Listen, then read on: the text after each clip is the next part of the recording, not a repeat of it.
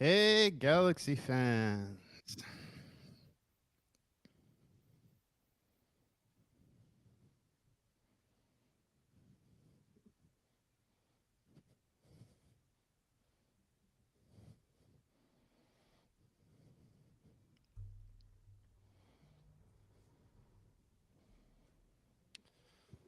Good evening, Galaxy fans. This is Mike Gray from The Striker. I covered the Galaxy and LAFC for The Striker. This is my co host. He's the beat writer for The Striker. Say hi to Alex Reese. Hey everyone, good evening. How's your day, Alex? Pretty nice. Got to talk to Greg and a couple players today, and we had our media game, so that was lots of fun. I was gonna say, you know how our day was. We it was the LA Galaxy Media Invitational. Us and a bunch of our media buddies, we got together and had a little game. It was a lot of fun.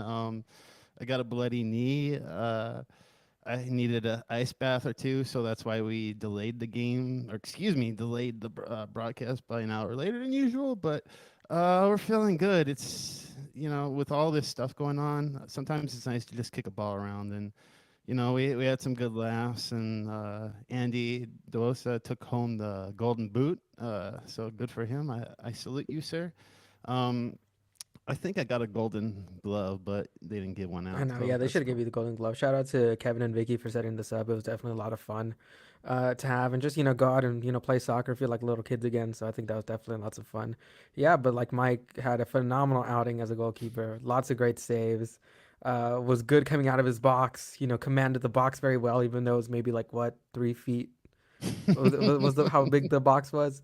Commanded it well, made some great acrobatic saves, good reflex saves, good positioning, good build out from the back. So congrats to Mike, the unofficial Golden Glove winner of the LA Galaxy Media Invitational. Thank you, sir. You're gonna make my head bigger than it already is, and I already got a lot of hair, so that's I not mean, bad. didn't you get bumped in the head? I maybe, perhaps, maybe I don't remember. Is that because I Oh, got hit? Or I don't. All right, no concussion jokes in the show. So, all right, let's get to it because this was quite a serious week. I wrote in the YouTube descriptor that if you're a Galaxy fan, this has just been a roller coaster of emotions over the past week or so. I mean, uh, on Monday, or excuse me, a few days ago, the big news was Chris Klein releasing an open letter, and today we had quite a exciting press conference from Greg Vanny. So it's a little over the place, but let's start with that open letter, Alex.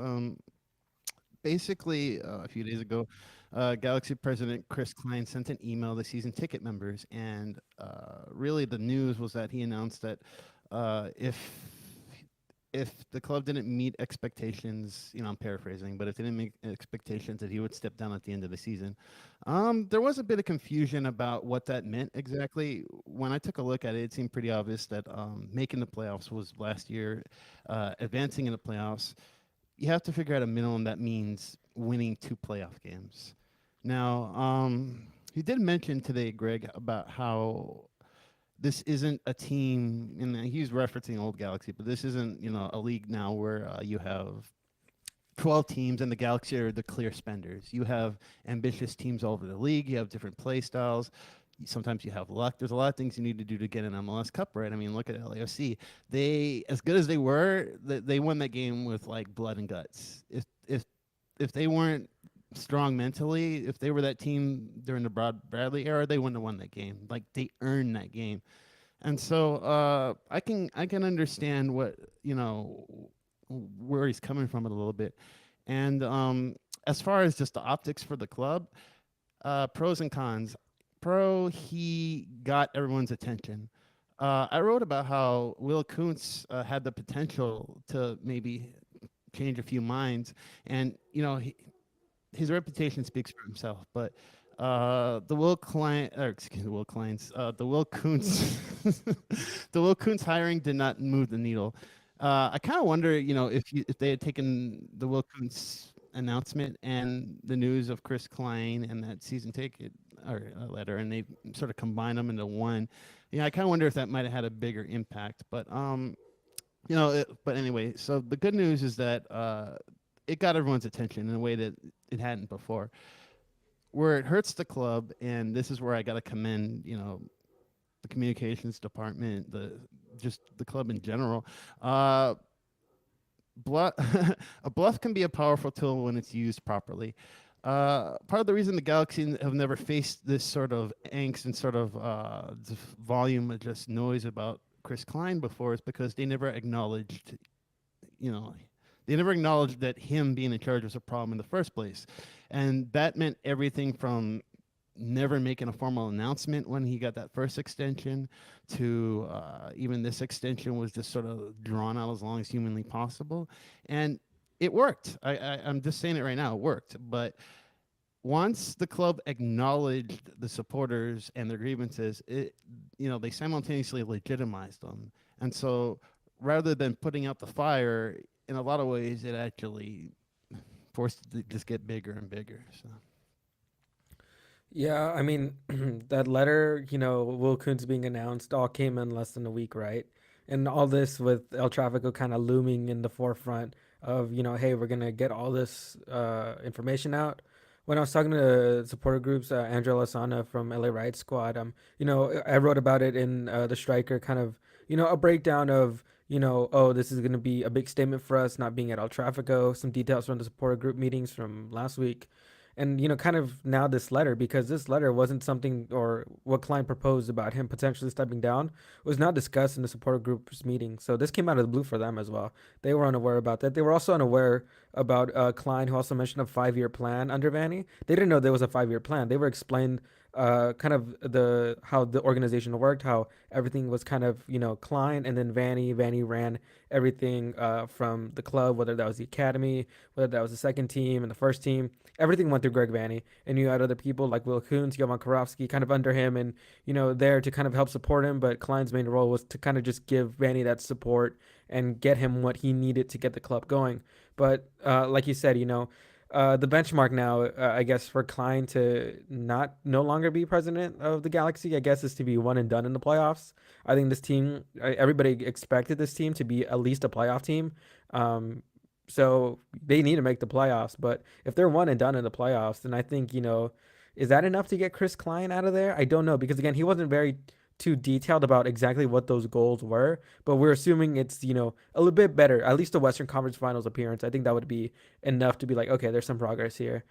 So again, it's kind of just the waiting game to see what is that benchmark, what happens with Vanny's team, because again, it's so early in the season that anything can really happen. And again, I think maybe midway through last year, we were all kind of thinking the Galaxy were free falling, and this team is kind of losing its mojo, but they were able to turn it around in the last 10 games of the year. So I'm going to be patient, see what happens. But definitely interesting that Klein talked about it on this week specifically with El Trafico, because from what I've heard, that some people in the front office have been talking to some of the support groups about trying to get them to come back for this game, because we know this game gets all the attention nationally for all the soccer fans in North America. Like, this is one of the marquee games that it's marked on the calendars every year, and to not have your supporter groups there, kind of potentially be blacked out by LAFC fans, for everybody to see. Like, this game is being aired on Big Fox, so this is going to be on the air. Anybody can watch this game if they're channel surfing. If you see that the home team is their atmosphere is like an away game, it's definitely going to be a weird and something that's going to get people talking and about the Galaxy in not a good way. So we'll see what happens this weekend. But in the overall grand scheme of things, we just have to wait and see what happens with Klein and his future. Yeah, I do not want to talk about that stadium being full of black and gold. That's just a nightmare scenario. But you raise an interesting point, because Western Conference appearance for the Galaxy, I think that's fair. Greg Klein, whoever says it, they got an excellent point when they say that there's darn near, was it 29, 30 teams in the league. The idea that any team, even someone as powerful or a team as strong as LAFC, just not only now but just in terms of their structure. I mean, they were amazing for, like, this is their 6th season. They had one MLS Cup. Seattle, they came into the league. They were just amazing year after year. Finally, won MLS Cup. With the exception of Atlanta, who were, and this is a sort of an expansion argument at this point, but it's not. There's the expectation that you can just win an MLS Cup because you're the Galaxy. Yes, this team has underperformed, but you also have to meet those expectations with reality. Honestly, I don't think the Galaxy are ever going to be that team again that's just expected to just win a cup every year. No one can have those real. I mean, those expectations just aren't realistic. But going back to Kuntz, I mean, the only thing that was a bummer about his hiring, in my sense, was that you know you brought one more cook into the kitchen, but no one came out or no one left, and so people are saying, okay, how much of an impact is this guy going to have? And again, for me, that's fair. But before we get to LA and LAFC, and Sam's just joined the show. He's our LAFC beat writer, our new beat writer. So, how's it going, man? Oh, doing pretty well. How are you guys doing? We just well, I've been in the car for about 5 hours today, and then I played the media game, so I'm a little cracked out, to be honest with you. Maybe I need some hydration, but other than that, I'm good. Let's see. Let's keep it going. You know, if you're a Galaxy fan, this is a very good week for you, despite everything that's going on. And that leads sort of into my next point, which is that the Galaxy this week actually hired Will Misselbrook as the new Chief Creative and Content Officer. Quick description for everybody. In this role, Misselbrook will oversee all content, creative, marketing, digital development, and innovation strategy. This includes defining the vision for the brand, developing innovative and authentic storytelling and experiences across all platforms, and building unique fan experiences and partnership opportunities for the club and the stadium. This is a good week to be a Galaxy fan, and you know why? Because when I hear about this tells me that the club is doing an autopsy. It's trying to figure out what works and what doesn't. That tells me that there's ambition. That tells me people sitting on their asses. Speaking of people sitting on their asses, I did get a lot of people asking me if Serrano's still working. I heard yes, so just let you know. So Alex, what do you think about all this? Because I mean, there were rumors about a rebrand for a while, and interestingly, one of the first things the guy said in his statement was that there will be no rebrand. Yeah, I think it's definitely interesting and a good approach for the club to take. I think getting more content out there for fans is always a good thing, so I see this as a positive. Sounds good. Personally, do you think the club needs a rebrand? I mean, I've never really taken the rumors that seriously, only because you had that fan sort of pull, or you had that fan focus group thing that was going on for a while, and then you had what was it? You also had a lot of rumors, but most of the rumors were based off of just flimsy kind of fan observations. They changed the graphic on the website, so now there's going to be a rebrand. No, that's not really the same thing. So, but interestingly enough, we'll see how that goes.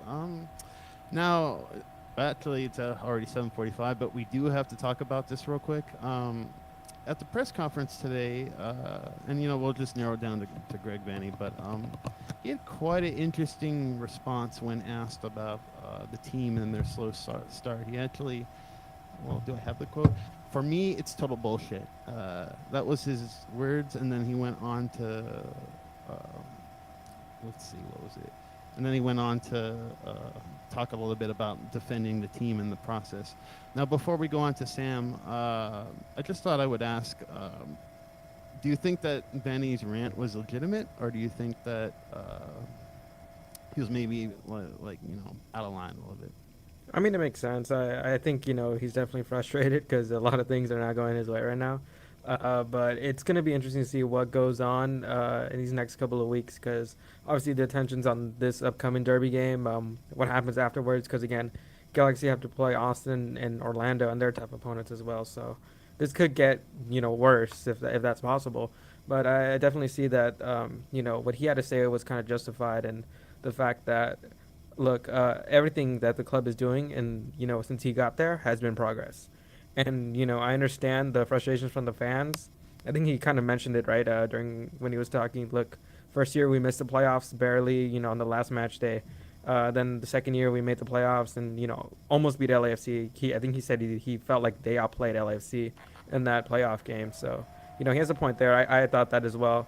But it's still early in the season to see what goes on, and with everything kind of just culminating right now, and being here, I understand why he wants to kind of get out there and explain what's going on and what he sees as progress. So, it depends on how you view it. Do you really view it as progress, or do you kind of just see it as excuses? For me, I just see it as progress because you know obviously the Galaxy right now, aren't like the old Galaxy where they're competing for MLS Cups every year. But the fact that the last couple of years they've been making that slow steps to getting there, I think you got to commend that in some way. So I understand why Vanny kind of went out there and kind of talked about it. Yeah, I had great sympathy for him because I mean, on the one hand, it's totally fair to bemoan the slow start as quote bullshit, but the reason the team has a slow start is because they're missing so many pieces, and part of the reason missing so many pieces is because what many people perceive is inefficient front office. So I mean, he's the sporting director, he's the coach. That's why it's important to have different roles for different people, so that way when you're defending, one sector of the organization, things don't overlap and become messy. But all right, let's move on to El Trafico. El Trafico. A lot of the joy's been taken out of this one if you're a Galaxy fan. If you're an LAFC fan, this is Christmas. I mean, we've all heard the stories of LAFC fans buying up tickets wherever they can, and then you got the boycott and everything going on. Sam, I know you've been waiting, man. And I'll repeat, he's our new beat writer for the Striker for LAFC. I look forward to meeting him. I haven't had a chance yet, but let's get right to it. Galaxy fans, they know about Vela. They know Boanga and his, insane terror. But are there a few other players who you can kind of fill us in on and, let us know who they need to watch out for on Sunday? Yeah, I think you have to go with the way he's played to start the season. You got to go to Tim Tillman, just stepping in immediately and sort of not necessarily unseating Sifu, but he's been able to give him some more rest, and he dealt with some sickness and was away on international duty, and they didn't miss a beat. He's impossible to knock off the ball at times. He's a lot of what they want to do in terms of team-oriented attacking is that they want to get the ball to Buanga in dangerous areas, and he's been better at that than just about anybody. So I would say Tim Tillman and even Sergi Palencia. He may come off the bench, play some minutes in this game because I'd imagine they'll start Kiki and Hollingshead on either side back there. But he's been huge. He's got a connection, from Saint Etienne with Buanga, and he's played really well. And he's been dangerous going forward. He's an accurate crosser, and so I would go with those two, sort of the new additions that have sort of added this depth in the early season for LAFC. Hey Sam, Alex Ruiz here. I look forward to meeting you later on. But I kind of just wanted to talk a little bit more about the defense. I know that LAFC kind of has Giorgio Chiellini, Aaron Long, Jesus Murillo. I mean, right now heading into this game, what's the defense looking like? Because the Galaxy are struggling to score goals. Do you feel like LAFC will kind of continue to be solid in the back, or with the craziness of this derby, do you think that you'll see the Galaxy kind of put a bit more balls into the back of the net? I mean, the way they're playing right now, it's 4 straight clean sheets. They're not giving up a lot of goals. They haven't allowed multiple goals since the season opener against Portland back in early March. And it's whoever they put in there. I mean, Maldonado made his first start, and they were excellent defensively against Austin. It's just been next man up, and everyone's fresh too. Keeling didn't play at all in this last leg, and so whoever he puts back there has been incredibly solid, and they're playing well in front of McCarthy. McCarthy's sort of finding his footing. That was only the reason they gave up multiple goals in the first one, because he kind of had a walkabout on a corner late in that game, and so they're firing on all cylinders no matter who's in there, and they're not allowing chances. There's not a lot of danger either. There's not a lot of nervy moments in these games either. The underlying numbers tend to back that up, and so I don't think there's going to be a lot of joy for the Galaxy if they continue playing the way they are. They're sort of a team that's been good defensively for a while and has been good in the early season, and now you're running into them when they're hot as can be. Yeah, Timothy Tillman. Charlie Boehm over at MLS Soccer had an article about him recently. He was mentioning U.S. national team eligibility, and I'm like, dude, he's played like 7 league games.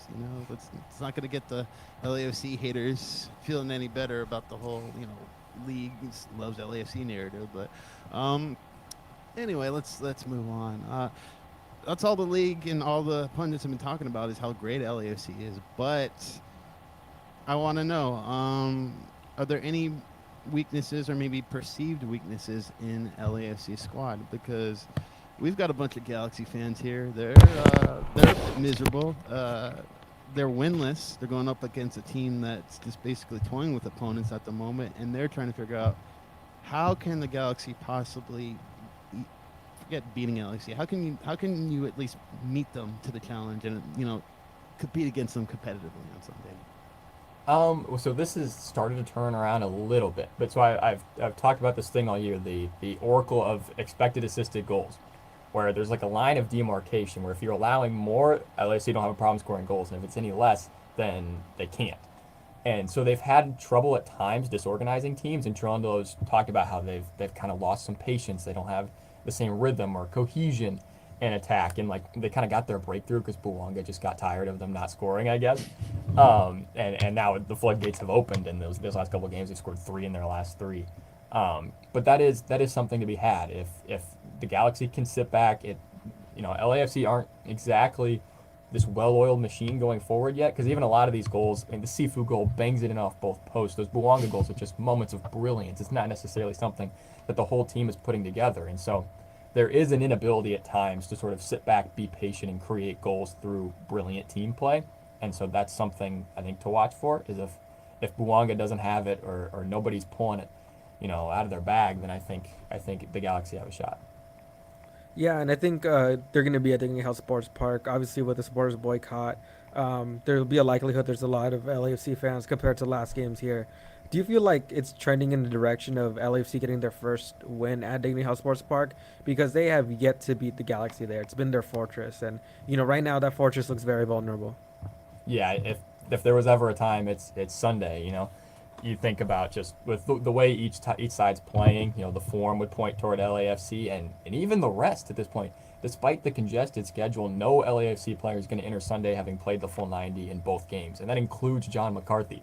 They kept a clean sheet with him on the bench last weekend against Austin, so they're healthy, everybody's available, and they've been firing on all cylinders. They're going to have most of the fans there. I think you're right. If they're ever going to get their first win in that building, it's going to be this weekend.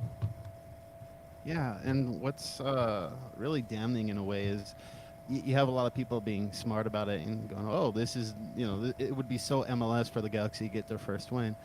In the past, you can maybe use that to sort of jumpstart the season. If the Galaxy beat LAFC, every single person who follows MLS is going to know it was luck. They're going to know LAFC are still good. They're going to know the Galaxy are, for crying out loud, like, it's a little bit mesmerizing at times. LAFC are in the CONCACAF Champions League semifinal. They're handling league play really good. My colleague Justin, he just wrote an article for Area Sports, and he referenced the fact that you haven't had MLS teams ever just be consistent in both leagues, where they can just sort of do both and make it make sense. The only caveat is you're playing Vancouver twice, who also is just getting their legs under them, and then, Alajuelense maybe can make an argument that they have clearly superior talent. But, you still got to go to Coast. If you think that's easy, ask Austin how easy it is to go to a little place and, beat a little, quote, little team, with Violet. So they're handling everything well. I particularly like Steve Cherundolo. The whole team has some swagger now. With Cherundolo, I almost called him a bit of a mad scientist last year because, he's just brilliant, but trying to get it out was a little bit difficult, and he would get a little robotic at times. This time he's so comfortable in front of the mic, and what's worse is that LAFC, what's really scary about them is they have swagger now. When Bonga scored that first goal versus Austin, there's just something super physically imitating about a dude scoring and doing a full flip just right in your face like that. And then Vela for the CCL against Vancouver, the second leg, the dude celebrates like on one side of the field for like about 20 seconds. Then he runs over and like hugs his kids. He hugs his wife. He has a cute little moment. He's like a professional, but it's like, hey, I can go hang out with my family for a minute, because this is just a walk in the park. So, LAFC are a team for me that are bearing the fruits of their labor. That's been set up over a long time, and it's very impressive. And I think that regardless of the result come Sunday, I don't like how it's going to look in the stands. That's going to be unless you're an LAC fan, in which case, congratulations. So. Yeah, for sure. And that's been the impressive thing is I remember early in the year looking back at like when has a defending Shield winner ever looked this good through the opening games in the league? And it's never. Like nobody has opened a Shield defense this well. And you look at what CCL did to Seattle last year, and it's just not doing that to LAFC. They're resting in the second legs of these Champions League games. It's not been a problem for them. They're racking up the points they need to in the league. They're taking care of the results. And like you said, we'll see what that looks. Uh-oh, we lose We Sam. might have cut off. Well, I'll just say this, in my opinion, on my 2 cents on this game. Like, although everything is going kind of bad on the Galaxy's end, there's definitely a lot of, talk about more off the field stuff. And, the team's obviously, at the bottom of the Western Conference, but the Galaxy always show up to play against the top teams in Major League Soccer. Like just a few weeks ago, right? They were dominating Seattle Sounders the second half. They were really unlucky to not get a goal. Obviously, that not missed penalty call is something that kind of screwed them over a bit. But, they always play up to par of the teams that they play against. Every single game, since the first El Trafico, right? The Galaxy have always kind of been the underdog. The team's kind of underperforming. We saw that in the first game between these teams ever. Zlatan comes on, does Zlatan things, and then that kind of changes the course of everything. So I think that this game, although it may seem like it, LAFC could put 4 or 5 past them, I think the Galaxy are going to make it competitive, and I think they're able to kind of play off to the emotions of this game. Last game they were kind of able to kind of get all the, I won't say nerves, but kind of lose themselves a little bit. I mean, you saw that with Cáceres getting that dumb yellow card and Costa kind of just getting violent out of nowhere. But I think this team's a lot more composed. They're ready to go, and they look a lot more motivated to kind of, be able to get this victory. Because again, this is the team that knocked them out of the playoffs last year. And I think a lot of those Galaxy players will tell you, if we would have won that game, we would have gone all the way to MLS Cup. That Galaxy team was on a roll. But LAFC just, won in the last second of the game, and props to them for taking advantage of the Galaxy when, they struggled to cover the set piece. So I don't think it's going to be as bad as people are saying it's going to be. I think it'll be very competitive. The Galaxy have, time after time proven to be competitive against the best teams in the league. So I kind of see this being a tight affair. I do see there being goals because I think the Galaxy will find a way to score, kind of open it up. I'm hoping Vanny goes with the 3-5-2 or at least some variation of 2 strikers up front. I think that's going to help a lot.